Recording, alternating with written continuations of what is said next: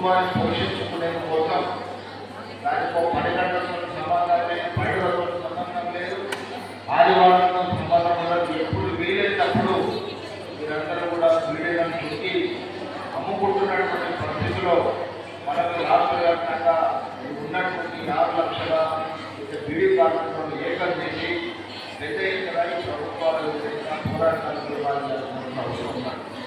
కారణం ఏమంటున్నామంటే మరి ప్రభుత్వాలు ఇది ఈరోజు మనం చేసేది కాదు. దేశానికి స్వతంత్రం రావడానికి పనిచేస్తున్నారు. దేశానికి స్వతంత్రం వచ్చేది, చట్టం వచ్చేది మీకు. ఆ చట్టం వచ్చినప్పటికీ ఆ చట్టాన్ని అమలు చేయడానికి స్థితిలో ఈనాడు కార్మిక శాఖ అధికారులు ఈ ప్రభుత్వాలు ఉన్నాయి. మనం అడుగుతున్న ఈరోజు కూడా కనీస వేతనాల చట్టం అమలు చేయాలని. నీకేమో కనీస వేతనాల చట్టం అంటే చట్టం ప్రకారం వస్తే ఎక్కువ జీతం ఇవ్వాల్సి వస్తుంది.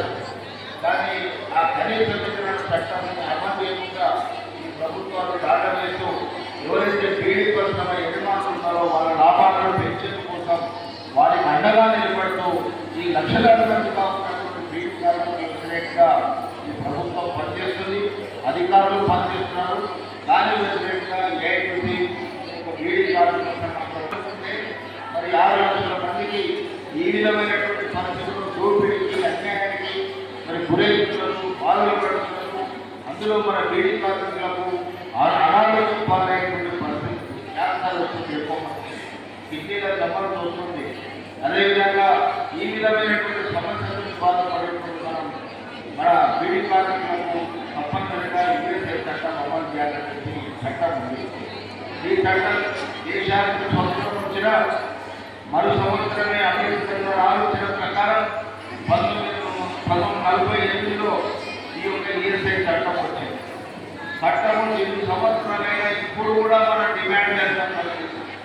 ఈఎస్ఐ చట్టాన్ని అమలు చేయమని, అందరికి ఈఎస్ఐ కార్డు ఇవ్వాలి. ఈఎస్ఐ హాస్పిటల్ ప్రతి జిల్లాకు ఒక హాస్పిటల్ పెట్టాలి.